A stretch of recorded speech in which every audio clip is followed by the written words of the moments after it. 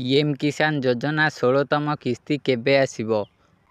ଯଦି ଆପଣ ଜଣେ ଚାଷୀ କି ପିଏମ୍ କିଷାନ ସମ୍ମାନ ନିଧି ଯୋଜନାର ହିତାଧିକାରୀ ଅଟନ୍ତି, ତେବେ ଆପଣମାନେ ଜାଣି ରଖନ୍ତୁ ପିଏମ୍ କିଷାନ ଯୋଜନାର ଆଗାମୀ 16ତମ କିସ୍ତିଟି ଆପଣମାନେ କେବେ ପାଇବେ।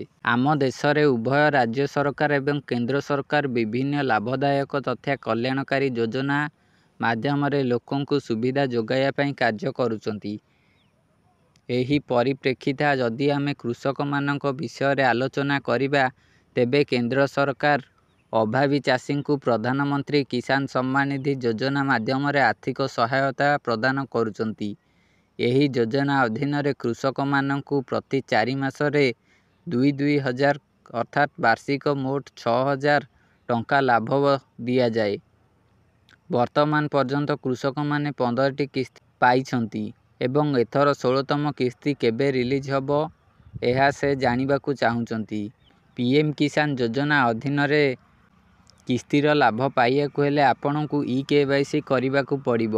ଯେଉଁ କୃଷକମାନେ ଇ-KYC କରିନଥିବେ ସେମାନେ ଏହି ଯୋଜନାରୁ ବଞ୍ଚିତ ହେବେ। ସେମାନେ ଆପ୍ଲାଏ ତ କରିଦେଇଥିବେ, କିନ୍ତୁ ସେମାନଙ୍କୁ ଏହାର ଲାଭ ମିଳିପାରିବ ନାହିଁ।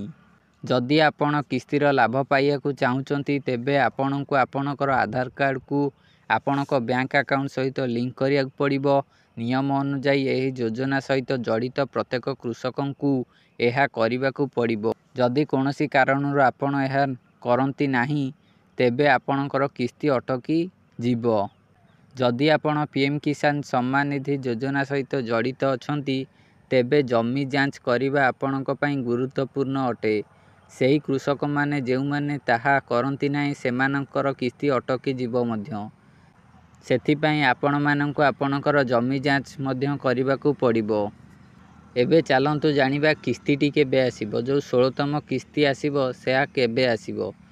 ଯଦି ଆମେ 16ତମ କିସ୍ତିର ରିଲିଜ୍ ତାରିଖ ବିଷୟରେ ଜାଣିବା, ଏ ପର୍ଯ୍ୟନ୍ତ କୌଣସି ତାରିଖ ଆନୁଷ୍ଠାନିକ ହେବାର ପ୍ରକାଶ ପାଇନାହିଁ।